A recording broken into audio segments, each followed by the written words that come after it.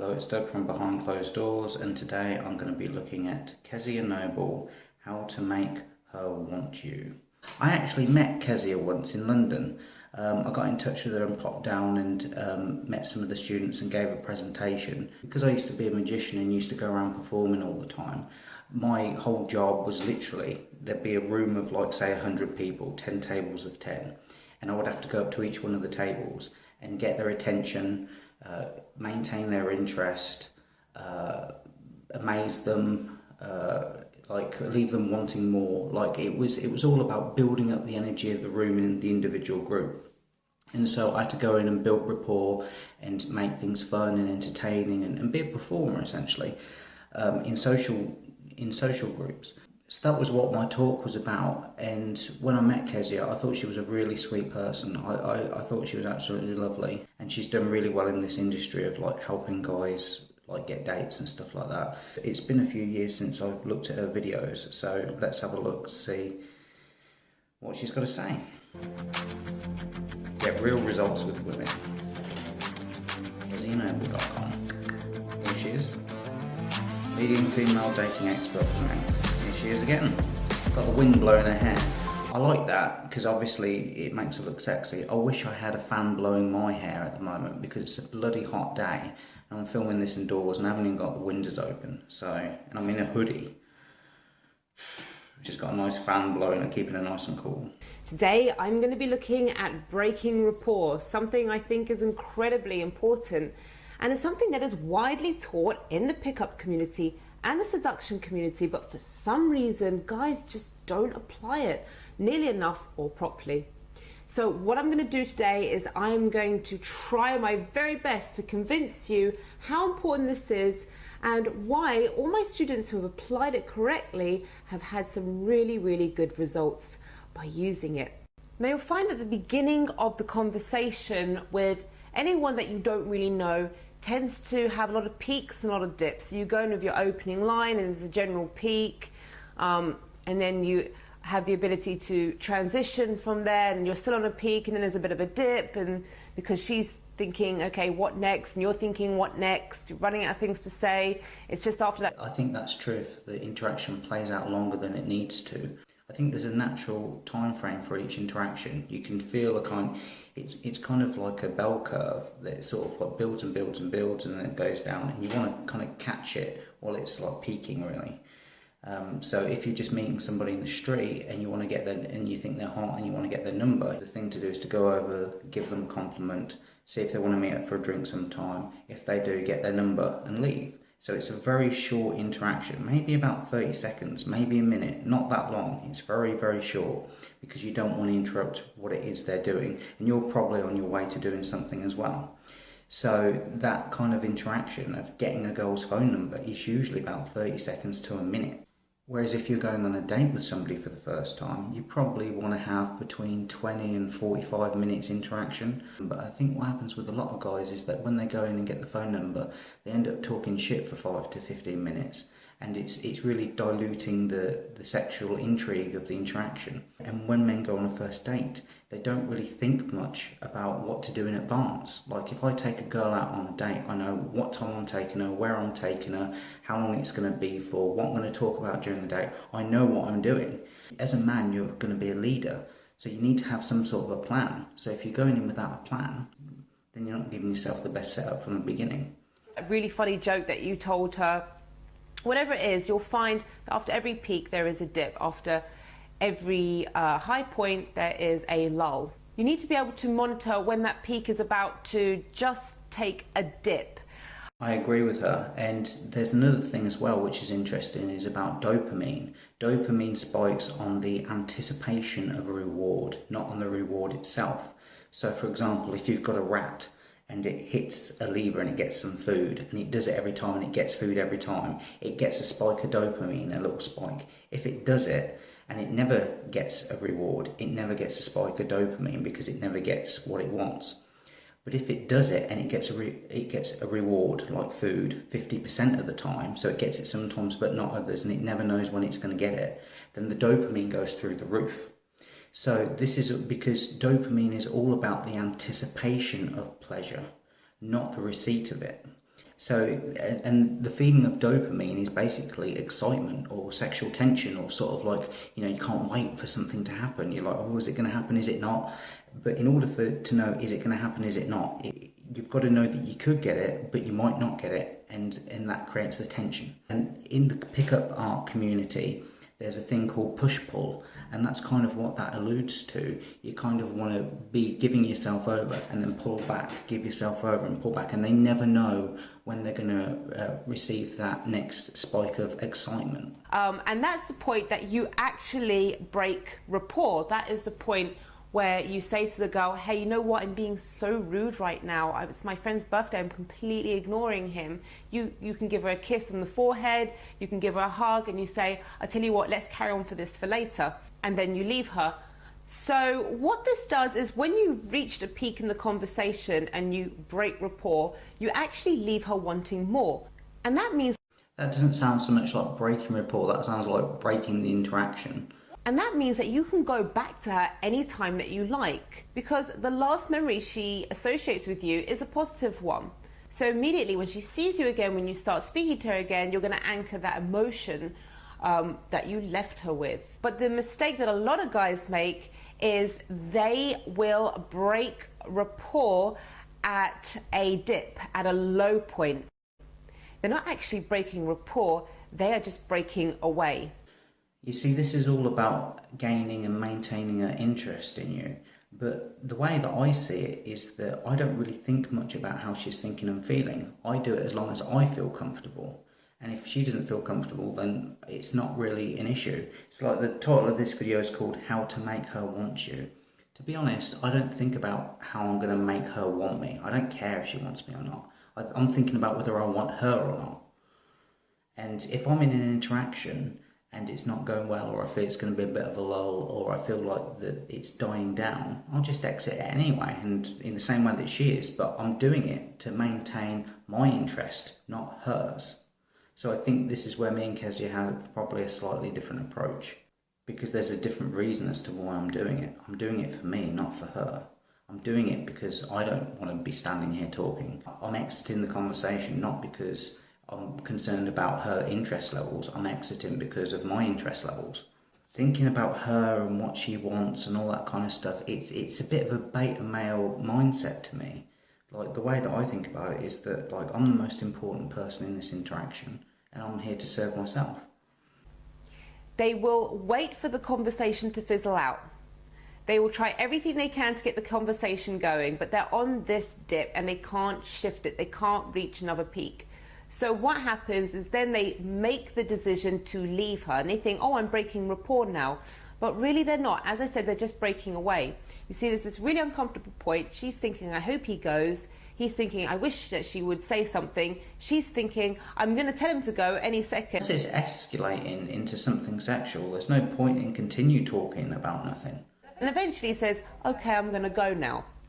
And she's thinking, thank God for that. That was really, really getting uncomfortable. Now, there is 0 point in him going back to that girl because the last memory that she associates with him is a negative one. So if he comes back to her, she's going to be hostile to him. She's going to have hostile body language and her response is going to be a negative one. And this is a lot to do with social calibration. So that is breaking rapport done incorrectly. That is not something I teach. You need to be able to monitor when you've hit a high point and you need to let it go. You need to separate yourself from... If anything, do it just before the high point, before it peaks. So so things are progressing before they start to decline. Because it is a bell curve. The girl. Now, obviously, you can only do this in the nighttime. You can only do it in a nightclub or a bar. And what people are really worried about is they're worried about leaving the girl and someone else is going to take her place. Okay, Also, the other thing as well, I think that if that's happening anyway, then the chemistry of the interaction isn't right. For example, what she's talking about is how to, like, attract. But whereas if you're seducing somebody, then seduction can go on forever and it's like timeless and you don't even think about anything. You're in flow state. So I think if you're trying to attract a girl, then yeah, you're going to have these stumbling blocks and you're going to have to worry about all this stuff. But if you're actually seducing her, you don't have to worry about any of this stuff because everything will flow effortlessly. Okay, most of the guys that are going to talk to her that night she's just going to blow out. And depending on, and so the guys that don't have frame in the relationship go all out trying to waste their energy on attracting, and the guys that do have frame just pay attention to seduction and allow it to just play out naturally. To tell them she's not interested, because they'll be making mistakes. They'll be orbiting her the whole night. They'll be hanging around her like a mosquito. And that's essentially what you're doing when you're staying in the interaction longer than needs be. You're orbiting for no reason, talking about fuck all. Won't be breaking rapport, and eventually, you know something, she's going to look at you, you're going to look at her, you can do a signal to her, such as a yawn, or look like you're falling asleep, because you're trying to show her that you understand she's really bored of that guy she's with. And so many times, I've noticed this, girls will run to the guy that broke rapport with them because they can trust him. They know that he's not going to be hanging around them for ages. So she'll leave the guy she's speaking to and she'll say to the guy, oh, I've just seen my friend, and she'll run over to you. And essentially, you'll be rescuing her from this guy. But breaking rapport does a few things, and this is why it's so incredibly powerful. First of all, you get to demonstrate that you are a man in demand. You are someone who is popular and everyone wants to speak to you. Your time is precious. Again, it's thinking a lot about what she's thinking about. And I always think it's a bit of a waste of time and energy to be worrying about what the other person's thinking about. You are someone who is popular and everyone wants to speak to you. Your time is precious and your time is valuable. This is very attractive. You see, this is the thing. I am living because my time is valuable, not because I want her to think my time is valuable, if that makes sense. So again, we're kind of saying the same thing, but for completely different reasons. To women. And she's going to be spotting that. She's going to see you speaking to other people in the club, and she's going to believe, even if... When I was a performing magician, I knew I was good at magic tricks. I didn't need somebody else's approval, so which is why I was able to charge for going out and doing it full time as a professional. So it's sort of like, because I knew I was good, I didn't need somebody to tell me I was good. And people would tell me I was good all the time, and I get loads of great testimonials and all that kind of stuff. But I wasn't doing it for that, and that's just kind of like a downstream effect. It's not why I'm doing it. I'm doing it because I enjoy performing and making money, so... If you're just doing the exact same thing to them as what you did to her, she's going to be under the impression that they are your friends that you're speaking to and that you're this really, really sociable guy. Remember, you can be breaking rapport with a number of girls. This is why it's so great. You don't have to get stuck on just one girl the whole evening. Secondly, it shows that you're not giving her that much value. A lot of guys will just abandon their friends, abandon their plans, forget about their friends completely, and... To be honest, I'd just go and sit in a nightclub and girls would approach me. I'd sit there and do absolutely nothing, and they'd just come and sit next to me, or they'd grind up next to me or something like that, or they'd try and find a way to initiate a conversation. I didn't even bother trying to pick up girls in a nightclub. Just orbit that woman for the rest of the night, just because she was polite to him for a few minutes. Yeah, it is interesting, isn't it? Because women are very rarely polite to men, and if they are, it's only because they put them in the friend zone. So it's very difficult to get sexual attraction from a woman while she's still being nice to you. And girls see this. Girls notice these little things. You're with these guys, you are out partying.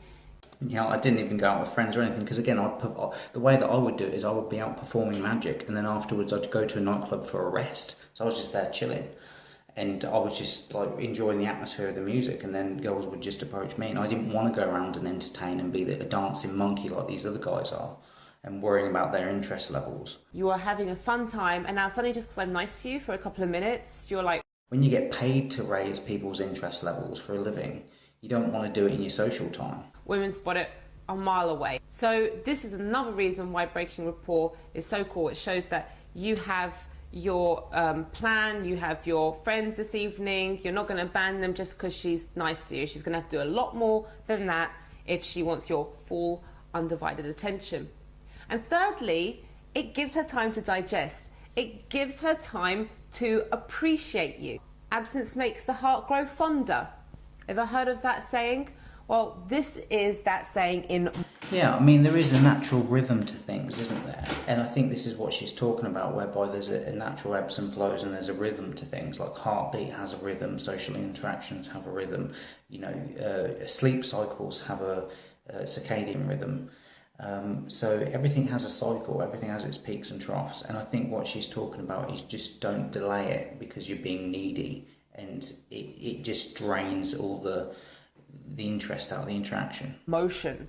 You are going to make her miss you. Let her talk to the other guys. Let other drunken guys slobber all over her. That's fine. She'll just appreciate you a whole lot more. See, the great thing is that when you go see her again, you can carry on from where you left off, or you can start a whole new conversation. She will start making more of an effort to keep you there because you've created this cycle, because you can do this a few times where every time it gets good, you leave her. So what she does is she automatically starts trying to keep you there for longer. She starts working hard and making more of an effort, investing more energy and time and concentration in you. So that is why breaking rapport is so effective. It's effective for lots of other reasons also, such as you can do this to about 8, 10, 12, 14, whatever amount of girls you like, depending on the size of the club, how many people are there. So that means you don't have to just be stuck with one girl for like 2 hours just so that she can tell you she has a boyfriend after that, or she goes off with some other guy. You can do this to multiple girls. It's, as I said... You see, the way that I would do it is that, like, people know if they're attracted to you or not. You don't need to prove anything. Again, it's very, I'm a bit more direct. I literally go in, I gauge interest, I see what the situation and logistics are, and if it's not appropriate, or if I feel the vibe's wrong or something like that, or she's got a boyfriend, I know within the first minute or two. I don't waste time chatting to people that it's not going to go anywhere if I haven't checked them. I need to go through my list of criteria. I need to qualify them to make sure that they're worth my time, because I'm not going to be making chit chat and entertaining them and making jokes and stuff. Why? It's just a waste of time. And I think that men do it because they're not used to getting the attention, whereas I'm used to getting attention, so I can quite easily be without any attention. As I said, great demonstration for how busy you are, and it's fantastic also if you are somebody who does panic when you run out of things to say, rather than just panicking and then filling it up with lots and lots of little questions that just drive her mad, and not in a good way.